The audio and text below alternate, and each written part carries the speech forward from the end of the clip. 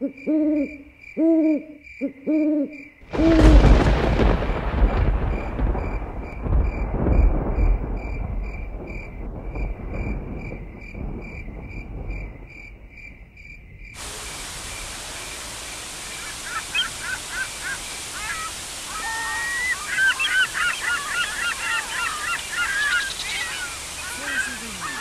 l'avait repérée mais n'osait l'approcher. Elle lui paraissait fière comme un pan, même farouche. C'était un sacré bout de femme du genre à ne jamais passer inaperçu. Il en était convaincu, mais un petit quelque chose dans son attitude figée, extatique, le retenait, le dérangeait. Il avait envie de l'aborder, de faire sa connaissance, même plus, mais il ne s'y risquerait point. Sa fidèle intuition lui signifiant qu'il se ferait ni plus ni moins jeter, lui le pauvre bourreau toujours si mal aimé, qui n'avait pas demandé de naître, au fond, qui demande de naître, qui souhaitait malgré tout se faire une place, ne fût-ce que toute petite, en ce bas monde, mais quelle place!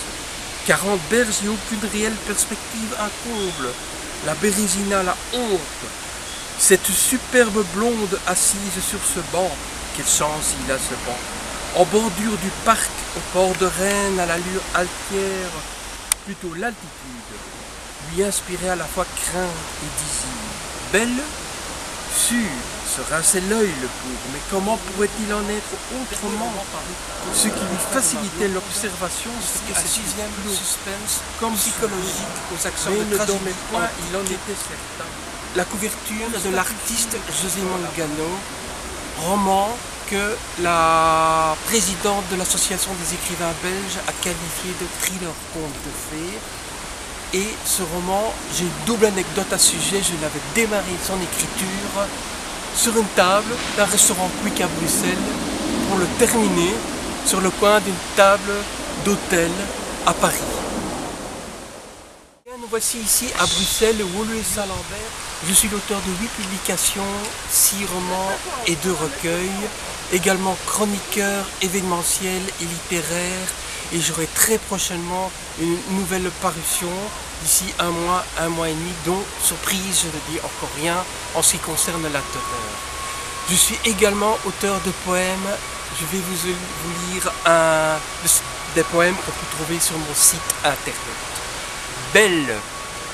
Les femmes sont belles, intensément, éternelles, admirables, source d'inspiration touchante, emplies d'allégresse, plaisir. Les femmes sont belles, passionnément, étincelles, délectables, source d'émotions, émouvantes, emplies de délicatesse, plaisir. Les femmes sont belles, éperdument, aquarelles, formidables, source de frissons aimantes, dignes de caresses, plaisir. Oui, les femmes sont belles, superbement, que j'adore énormément. Alors je profite de ce petit enregistrement pour faire une série de remerciements absolument nécessaires de personnes qui ont été tout le long de mon chemin. Tout d'abord, ma filleule qui est ma première lectrice, Oriane. Ensuite, je dois signaler le travail de Philippe de Riemacker, qui a énormément fait pour moi avec mon roman Auprès de ma blonde.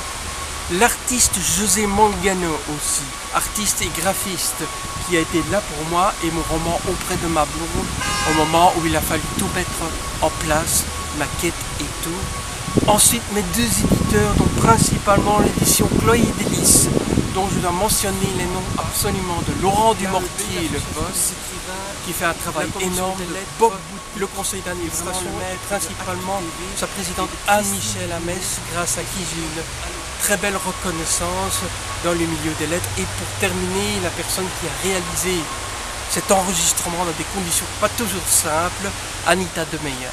Un grand merci à tous d'être là pour moi et très prochainement, rencontrez-moi avec ma nouvelle publication.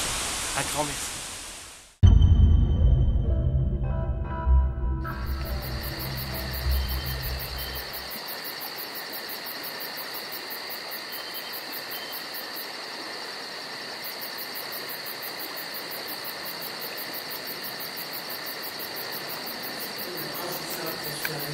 À 8 publications, 6 romans, et deux recueils, c'est deux éditeurs différents, Chloé Delis en Belgique et des livres de en Internet.